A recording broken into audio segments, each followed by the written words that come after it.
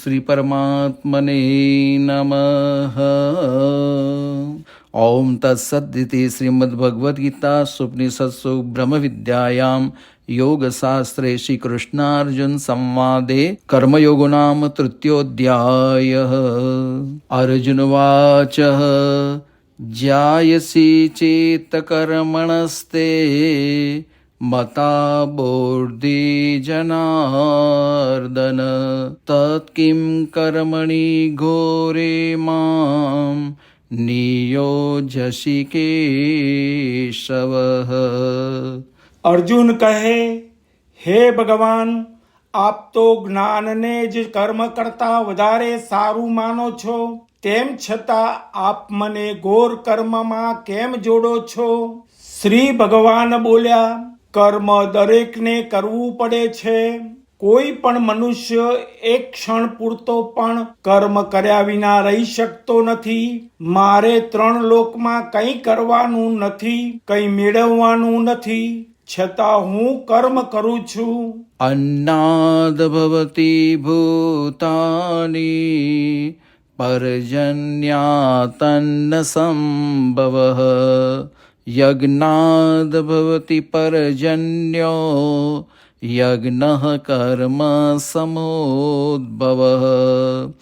કર્મ બ્રહ્મોદ્ભવં વિદ્ધિ બ્રહ્માક્ષર સમોદ્ભવં તસ્માत् સર્વગતં બ્રહ્મ નિત્યં યજ્ઞે પ્રતિષ્ઠિતમ.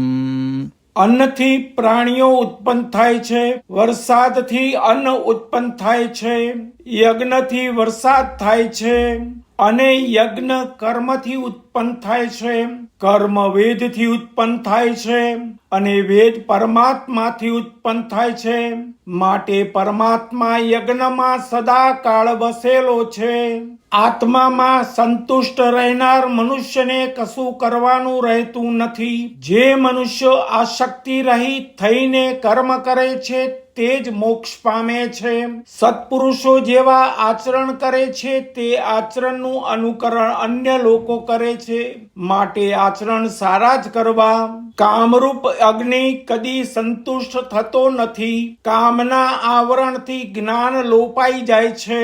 જ્ઞાનને ઢાંકી દઈને કામ જીવાત્માને મૂઢ બનાવી દે છે.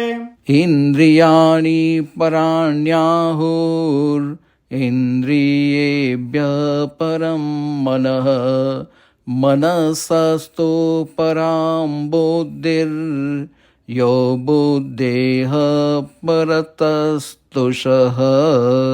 ઇન્દ્રિય, મન અને બુદ્ધિ એ વિષય વાસનાના અધિષ્ઠાન છે.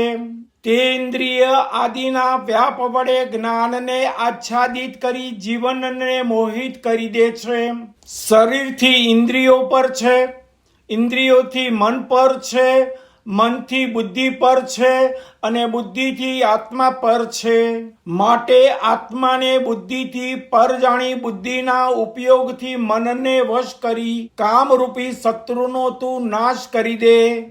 ઓમ તત્સદિતિ શ્રીમદ્ભગવદ્ગીતા સુપનિષત્સુ બ્રહ્મવિદ્યાયામ યોગશાસ્ત્રે શ્રી કૃષ્ણાર્જુન સંવાદે કર્મયોગો નામ તૃતીયોધ્યાયઃ.